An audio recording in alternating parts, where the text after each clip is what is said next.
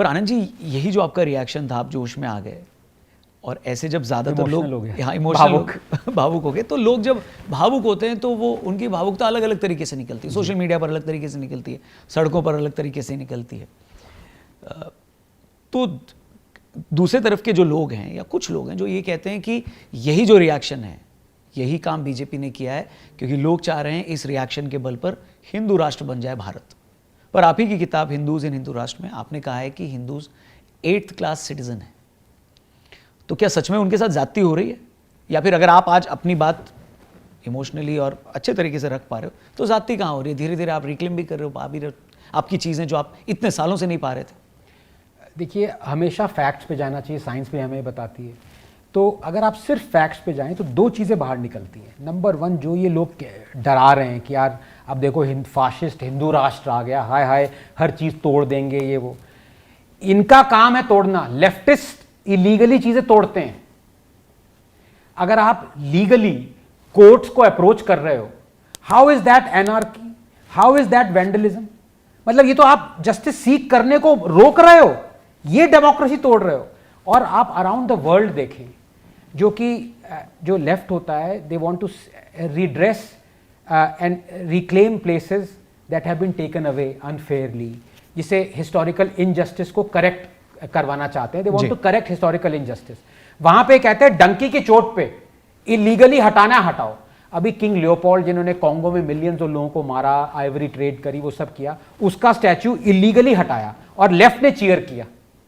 ठीक है, confederacy generals हैं साउथ में, जो अमेरिका का जो साउथ है, वहाँ पे उन्होंने जो रेसिज्म किया, और बहुत सारे पिज़ारो मेक्सिको में, बहुत सारे ऐसे केसेस, हर एबोरिजिनल्स की राइट्स हैं, वहाँ पे लेफ्ट कहता है हक से लो, ये लीगल इलीगल मारो गोली, यार सड़क पे आ जाओ। लेकिन इंडिया में हैं, ये कहते हैं कि औरंगजेब महान है, टीपू महान है, आप कोर्ट भी ना जाओ अगर आपको ये मंदिर रिक्लेम करना है।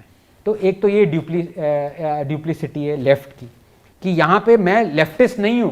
अगर मैं लेफ्टिस्ट होता तो ये लीगल रूट नहीं एम्प्लॉय करता, मैं सीधे जाता और कहता है काशी को छीन लो। तो मैं I am not leftist, I am going legally and lawfully, which you are preventing me through places of worship act. तो नंबर 1 ये एट्रॉसिटी है।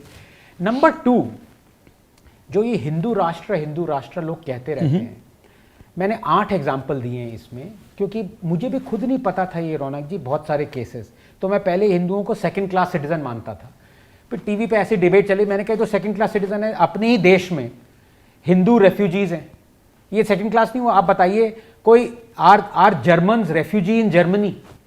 है ऐसा case? Do you find Brits as refugees और इन एग्जाइल इन ब्रिटेन? सवाल ही नहीं है।